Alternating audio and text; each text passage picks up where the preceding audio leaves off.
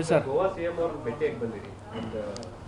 ಅಲ್ಲ, ನಾನು ಒಂದು ವೈಯಕ್ತಿಕ ನನ್ನ ಬಿಸ್ನೆಸ್ ಒಂದು ಮೀಟ್ ಕೂಡ ಇತ್ತು. ಅದ್ರ ಜೊತೆಗೆ ಮಾನ್ಯ ಗೋವಾದ ಮುಖ್ಯಮಂತ್ರಿಗೆ ಭೇಟಿಯಾಗಿ ಹಲವಾರು ನನಗೆ ಮಾಹಿತಿಗಳನ್ನ ಬರ್ತಾಯಿತ್ತು. ಅಲ್ಲಿ ಕನ್ನಡಿಗರಿಗೆ ನಮ್ಮ ಬೇರೆ ಬೇರೆ ಜಿಲ್ಲೆಯಿಂದ ಹೋಗಿರ್ತಕ್ಕಂಥ ಏನು ಕೆಲಸ ಮಾಡಲಿಕ್ಕೆ ಹೋಗ್ತಾ ಇದ್ದಾರೆ, ಕೂಲಿ ಕಾರ್ಮಿಕರಾಗಿರ್ಬೋದು ಅಥವಾ ಯಾವುದೇ ರೀತಿಯಿಂದ ಕೆಲಸ ಮಾಡ್ತಕ್ಕಂಥ ನಮ್ಮ ಎಂಪ್ಲಾಯೀಸ್ ಆಗಿರ್ಬೋದು, ಅವ್ರಿಗೆ ಸ್ವಲ್ಪ ಅನಾನುಕೂಲ ಆಗ್ತಾಯಿದೆ, ಅಲ್ಲಿ ತೊಂದರೆ ಆಗ್ತಾಯಿದೆ ಅಂಥೇಳಿ ನನಗೆ ಬಂದಿರತಕ್ಕಂಥ ಮಾಹಿತಿ ಮೇಲೆ ಅವ್ರಿಗೆ ಹೋಗಿ ಪತ್ರವನ್ನು ಕೊಟ್ಟು ಬಂದಿದ್ದೀನಿ.